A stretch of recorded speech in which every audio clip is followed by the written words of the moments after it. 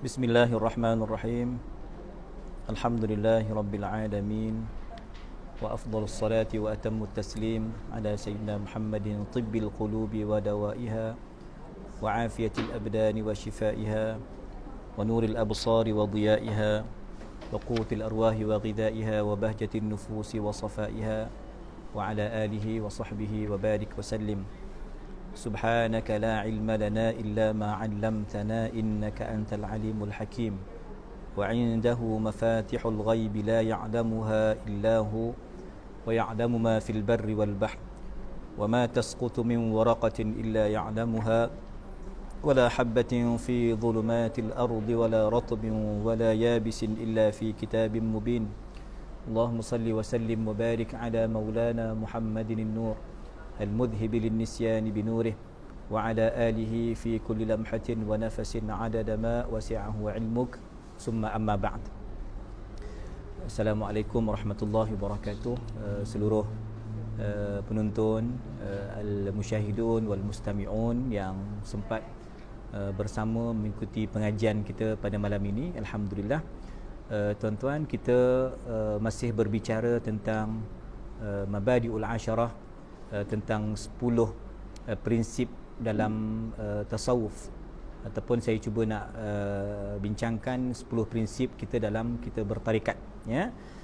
Dan beberapa penjelasan telah saya sampaikan, iaitu yang berkaitan tentang hadduhu, yakni ta'rif dia, pengertian.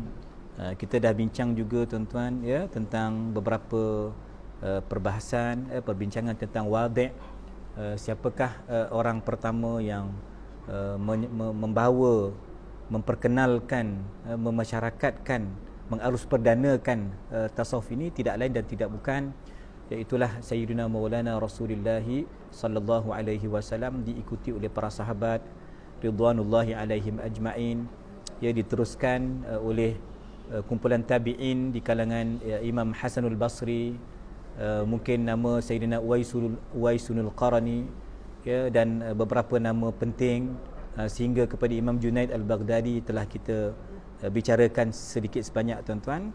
Dan juga dari sudut nama dan penjanamaan itu juga telah kita sampaikan, ya.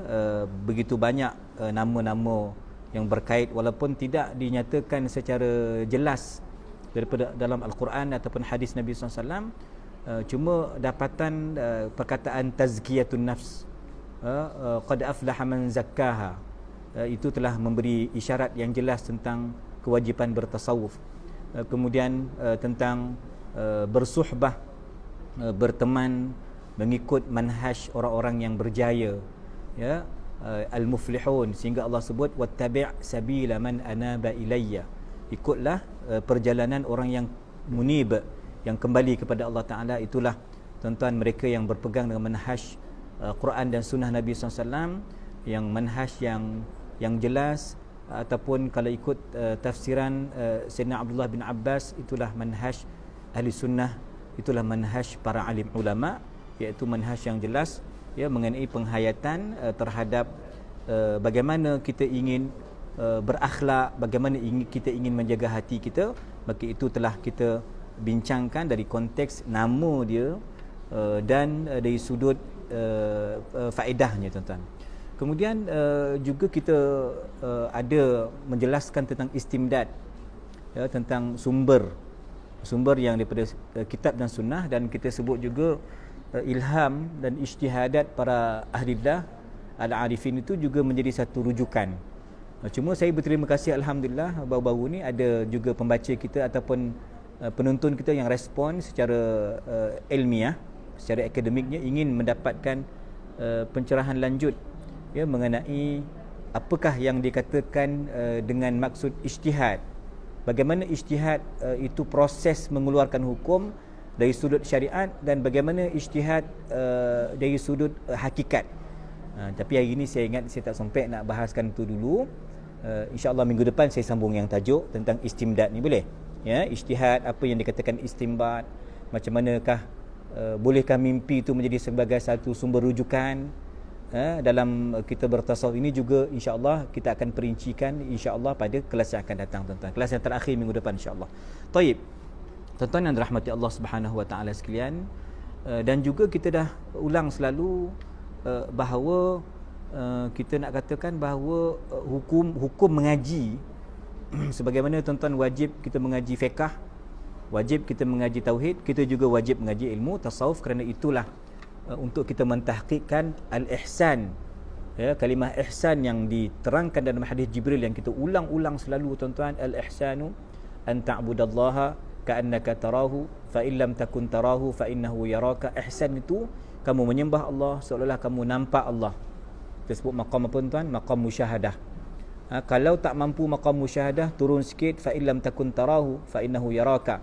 Maqam muraqabah.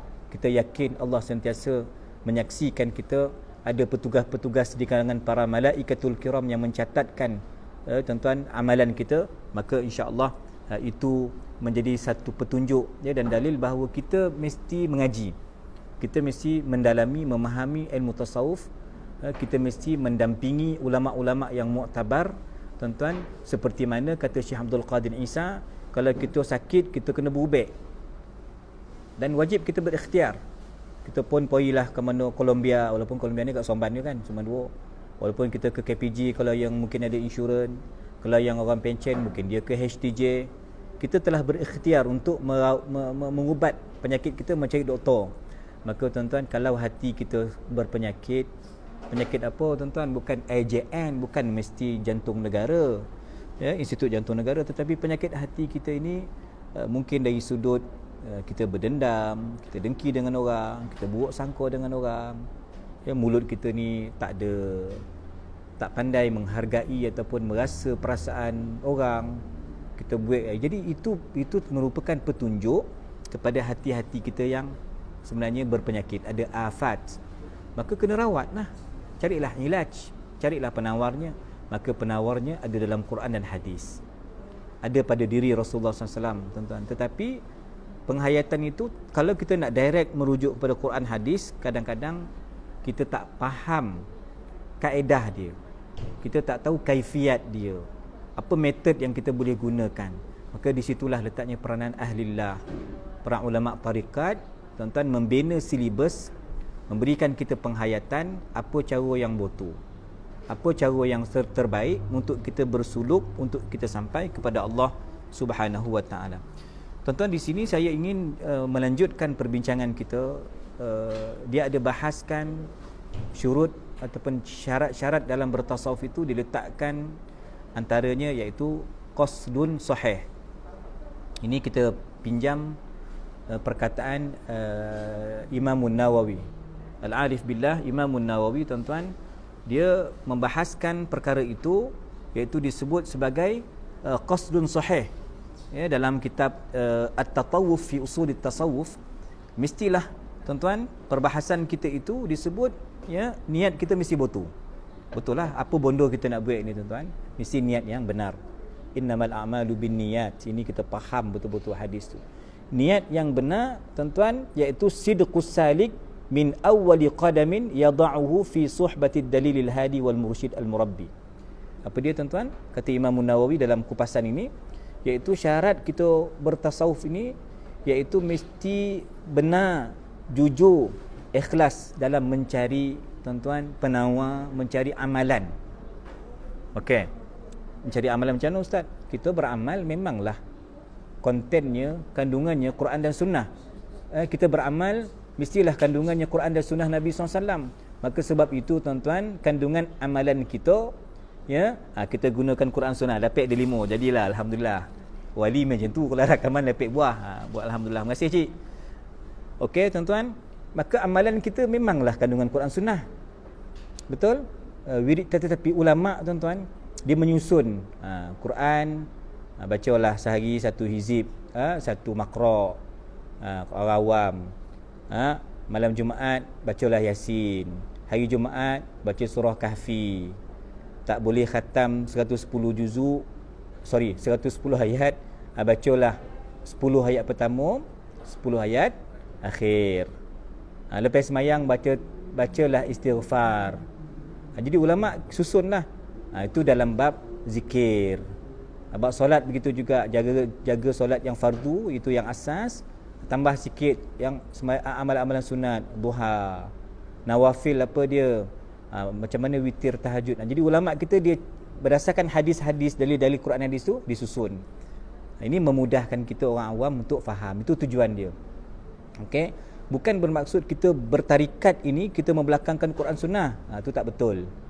Kan bertarikat itu ialah berpegang dengan Quran sunnah. Tariquna hadha muqayyadun bil Qur'ani was sunnah. Itu kata Imam Junaid Baghdadi. Tarikat kita ni mesti terikat, terkait rapat dengan Quran dan sunnah. Maka ulama, para ahlillah, orang-orang tarikat, syekh-syekh tarikat ni disusun sahaja. Macam tuan-tuan lah, kan, kalau perasan di surau An-Nur kita, ya, dan mana-mana masjid kita secara umum di Malaysia ni, kita baca wirid lepas sembahyang kan. Wirid susunan itu siapa yang bagi? Itu Syekh Ahmad Al-Qushashi. Maka terkenallah zikir itu, wirid itu sebagai Aurad Al-Qushashiyah, sebab pengasas dia tu yang menyusun tu. Tang mana dia dapat susun tu? Dia susun daripada hadis.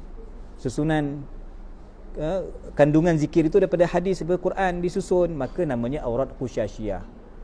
Itu bab aurat, bab Quran, bab zikir, bab selawat, bab puasa, bab sedekah. Ini semua amalan-amalan yang mendekatkan kita dengan Allah Subhanahu wa taala. Cuma yang menyusun itu para alim ulama, tuan-tuan, para ahlilah. Maka kembali tuan-tuan, syarat kita bertasawuf ni, dan apa sahaja perbuatan kita, niat kita kena betul lah. Tuan-tuan, niat kita nanti dapat sampai kepada Allah, agar Allah terima amalan kita. Dan kita mesti ada juru tunjuk, juru arah, mesti ada mentor. Dalam bahasa tasawuf sebut apa? Mursyid, murabbi.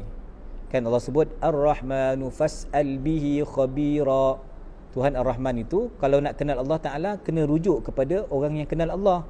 Ulama-ulama tauhid, ulama-ulama syariah, ulama-ulama hakikat. Tuan-tuan, ini yang dikatakan tuan-tuan sebagai syarat yang sahih. Minta kepada Allah, jumpa guru-guru yang mursyid. Alhamdulillah tuan-tuan, kita tidak kurang daripada perkara tersebut. Kata-kata kita, masjid kita, surau kita, khusus surau An-Nur kita ni aktif dalam pengajian online, offline, secara fizikal semua ada. Tujuannya apa? Mendapat ilmu yang benar, supaya kita terarah, terpandu, mendapat pendidikan, mendapat ilmu yang sahih, tuan-tuan. Itu syarat yang pertama. Qasad kita mesti disebutkan sebagai sahih. Tuan-tuan, kemudian disebut tuan-tuan antara adab kita, syarat kita dalam bertasawuf ni tuan ialah adabul mardiyah. Mesti kita beradab. Beradab tu macam mana? Maknanya kita jangan masuk tu nak tunjuk handa, kita yang botu, kawan-kawan lain tak best, kita yang terhebat. Adabul mardiyah. Maksudnya apa tuan? Dia kata di sini, itulah miftah, anak kunci untuk kita sampai. Dia bukan nak tunjuk kita banyak beramal. Ini jangan salah faham. Bukan kita beramal banyak-banyak. Bukan hanya menekankan kuantiti, banyak mana kita semayang, banyak mana kita puasa, banyak mana kita sedekah. Bukan itu semata-mata tuan. Banyak itu juga menjadi masalah kalau tak ada keikhlasan. Walaupun kita banyak mengaji, tinggi sanad kita, ramai guru kita, tapi kalau kita tidak ada adab, katanya terbantuk juga usaha kita nak bertasawuf. Maka dalam kita bertasawuf tuan, kita mesti adab al-mardiyah. Kan? Jadi miftah itu anak kunci. Orang tak ada adab, dia tak boleh masuk, tak buka pintu dia. Tuan-tuan, orang yang tak ada adab akan disingkirkan daripada pintu. Itu yang saya teringat dulu saya sekolah menengah di Ma'had Ahmadi, tuan-tuan. Saya orang Port Dickson. Kalau cuti tu saya rajin berziarah kepada tuan guru kami, Syekh Datuk Abdullah Sijang. Dan di situlah tuan-tuan, ketika itu Syekh menerangkan, tuan guru Datuk Abdullah Sijang menerangkan, orang tak beradab ni dia akan dihalau keluar. Dia tak boleh masuk pintu hadrat Allah Ta'ala, tak boleh masuk dalam pintu hadrat Rasulullah SAW. Ini tuan-tuan dalam bab penekanan mengenai adab. Ya, maka sebab itulah adab ni cukup penting tuan-tuan. Ya, dan akan, kalau kita beramal, jadi kita syok sendiri sebenarnya. Kita kata kita dah botu, kita dah hebat tanpa berguru. Kita kata kita dah betul, kita dah hebat tanpa adab.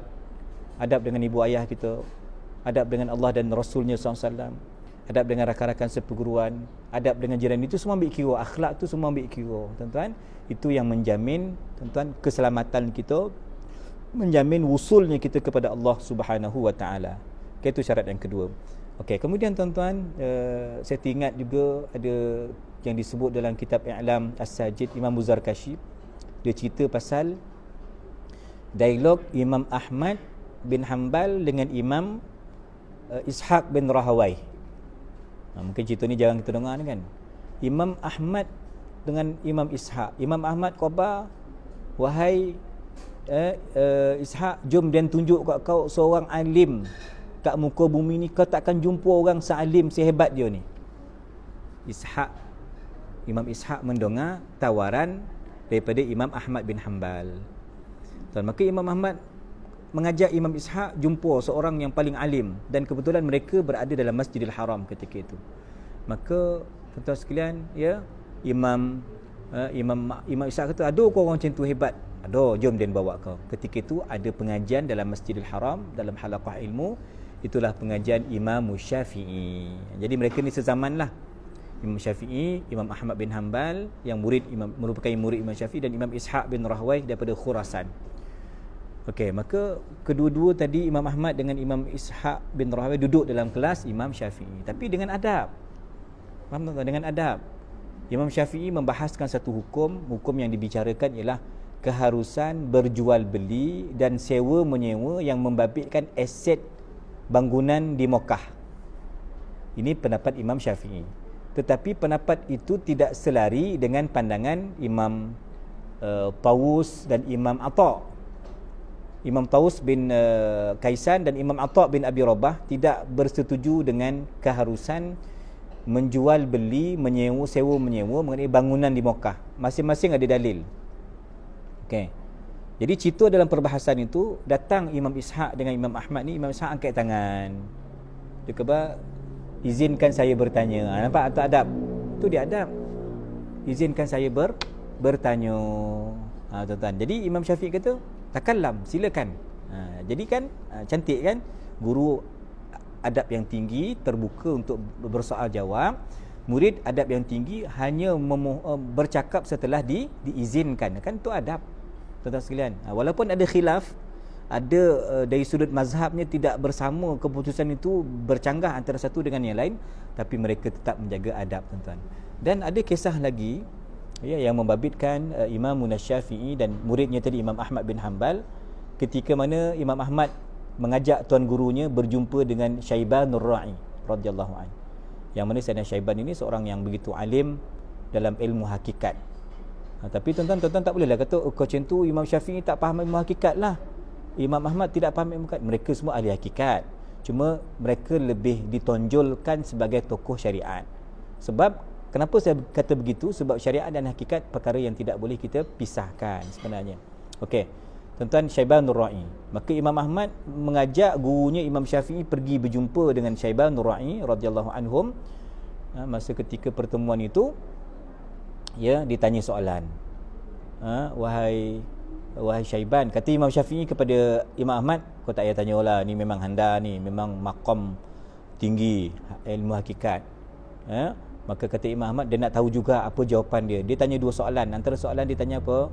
Wahai Syaiban, wahai Imam Syaiban, wahai Syekh, tuan guru, apa keputusan hukum pandanganmu bagi orang yang lupa dalam solat, sujud sahwi? Kata Imam Syaiban, kau nak Dan bagi jawapan mazhab kau ke mazhab Dan? Maka Imam Syaiban pun menerangkan, kalau mazhab fiqh, ada sujud sahwi, ada yang sebelum salam, selepas salam, ada perkara-perkara yang mendorong kita supaya kita sujud sahwi. Ini dalam mazhab fiqh. Tetapi kata Imam Syaiban Ra'i, dalam ilmu tasawuf, ilmu hakikat, sembahyangnya batal. Kenapa? Tak khusyuk. Orang yang tak khusyuk, tak ingat rakaat, tertinggal sujud dan sebagainya, rukun-rukun itu, maka batal sembahyangnya. Kan beza tu, tuan-tuan. Jawapan adab daripada Imam Syaiban Ra'i. Dan begitulah soalan kedua yang dikemukakan oleh Imam Ahmad kepada Imam Syaiban Ra'i radhiyallahu anhum. Maka katanya, wahai Syaiban, zakat berapa nisab zakat?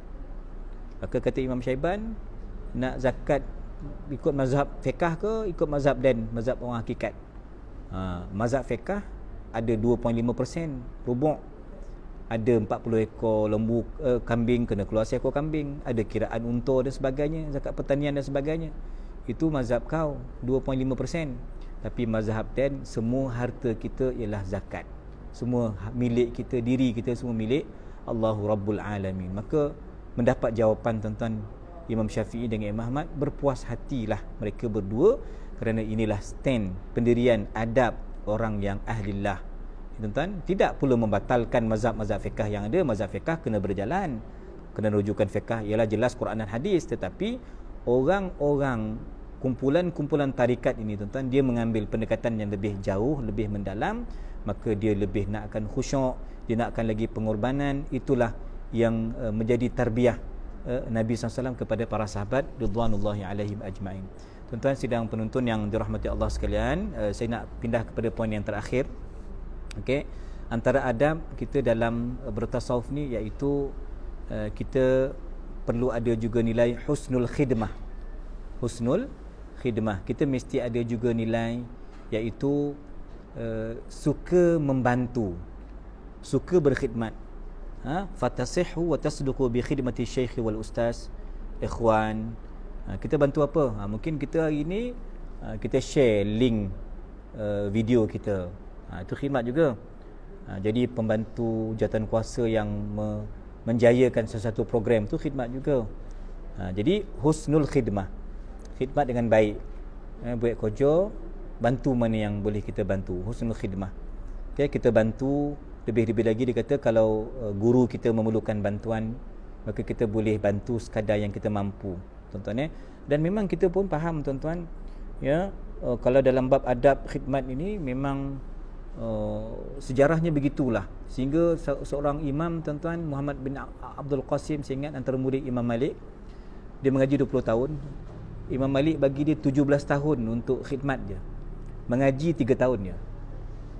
Kata beliau, alangkah baiknya kalau 20 tahun semua aku khidmat, tak payah mengaji pun tak apa. Tuan-tuan, apa maksud khidmat tadi tu? Membantu mana yang perlulah.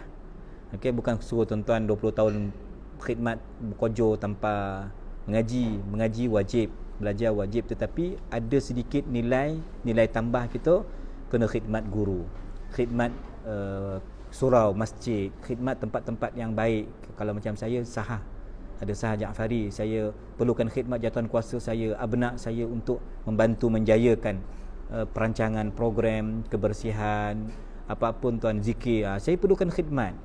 Maka tuan-tuan, khidmat inilah satu cara kejayaan. Kalau tuan-tuan perasan dulu, Syekhuna Datuk Syekh Murtada juga ada tim-tim khidmat dia. Dan saya kenal seorang brother tuan-tuan, dia sangat rajin, ya, sampai tahap khidmat dengan Syekh Murtada. Kadang-kadang program-program keluarga pun terpaksa dikemudiankan, ditangguhlah kalau membabitkan khidmat dengan Syekhuna Syekh Murtada. Kalau Syekh Murtada mungkin nak pergi ceramah jauh sikit kan, Melaka ke mana luar kan, maka abang ni akan jadi khidmat driver, hantar sarapan, kadang-kadang bolehkan surat khabar ke apa-apalah, khidmat. Di Pondok Rasah pun dia khidmat. Masya Allah, tabarakallah. Apa yang saya perhatikan abang ni, Masya Allah, anak-anaknya berjaya.